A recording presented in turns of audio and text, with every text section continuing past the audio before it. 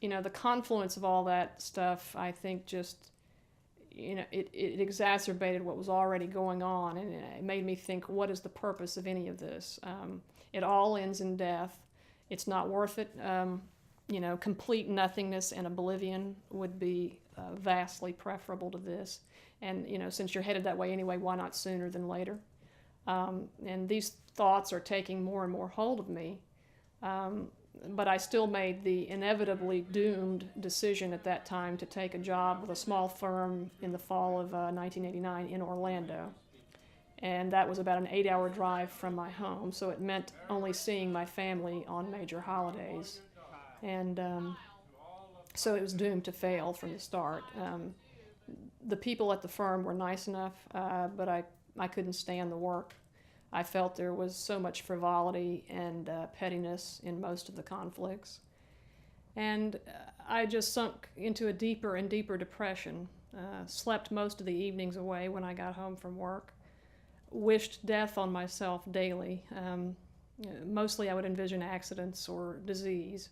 I felt a lump in my throat, I remember one day, and I fervently hoped that would turn out to be cancer, and decided I wouldn't tell anybody about it because I wanted it to advance. And I was very disappointed a couple days later when it went away. I started imagining ways I might be able to kill myself without it looking intentional.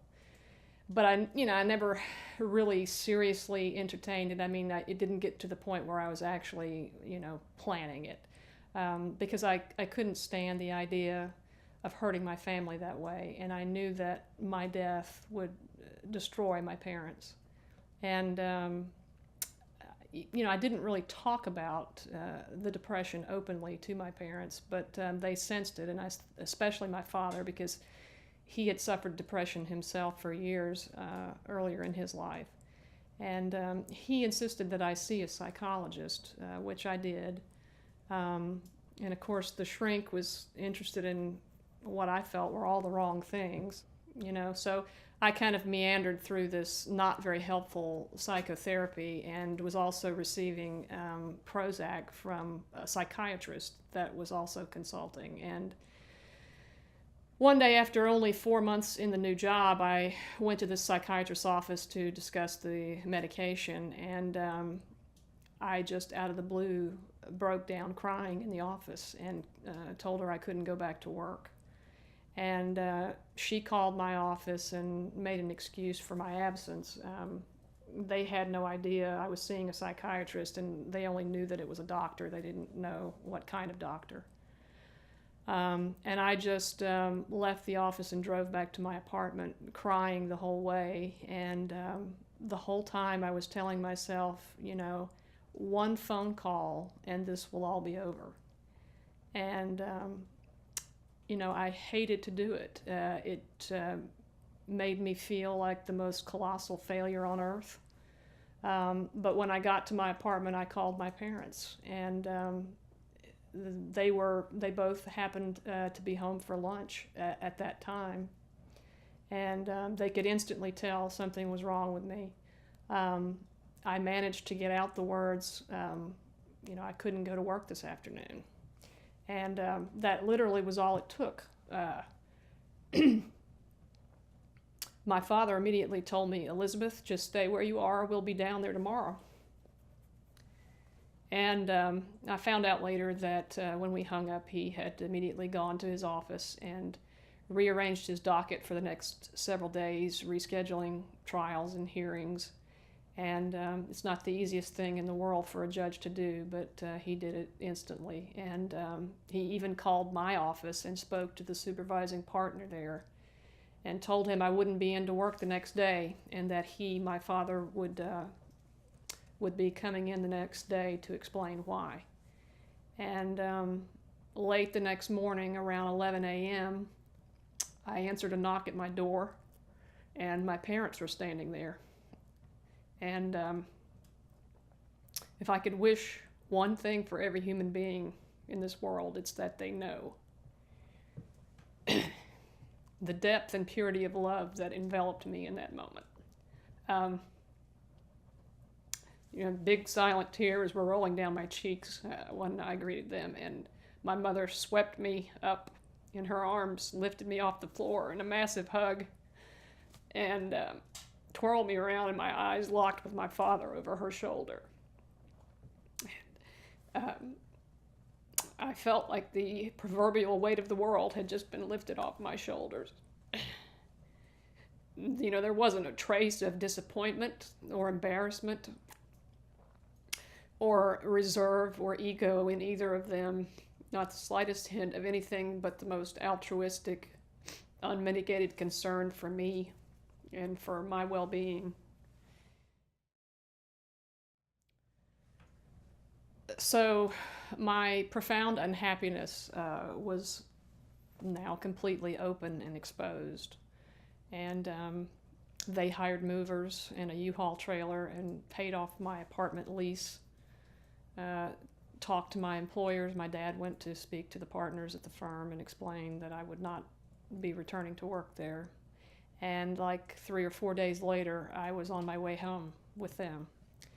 And at my father's insistence, I continued to see psychiatrists and psychologists in our area, but their therapies, both drug and talk, were not they weren't equipped to deal with the root causes of my problem, which weren't serotonin deficits or childhood abuse or low self-esteem or pathologic self-destructive behavior, but a genuine spiritual crisis stemming from fear of my parents' mortality, fear of my inability to face life without them, which I knew was an inevitability, and feelings that all of existence is ultimately meaningless because it all ends in death and permanent loss.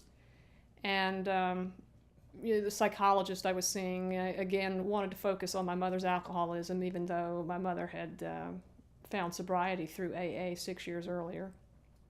He also was quite interested in the fact that, again, I was 25 and a virgin and had never had a romantic relationship despite plenty of opportunities, and even though I was heterosexual. I told him I'd had major crushes on a few celebrities, Elton John, an actor named Anthony Geary, and Al Pacino, actually, for a while. But I had never had a romantic attraction to a man that was actually attainable or within my own realm of personal interaction. And I remember he commented to me that those crushes were safe, meaning, I suppose, that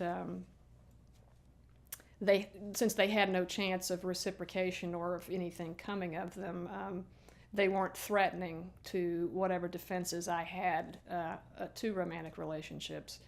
And I think he was right about the fact that they were, quote, safe, and that was the attraction, but I don't think he was right for the right reason.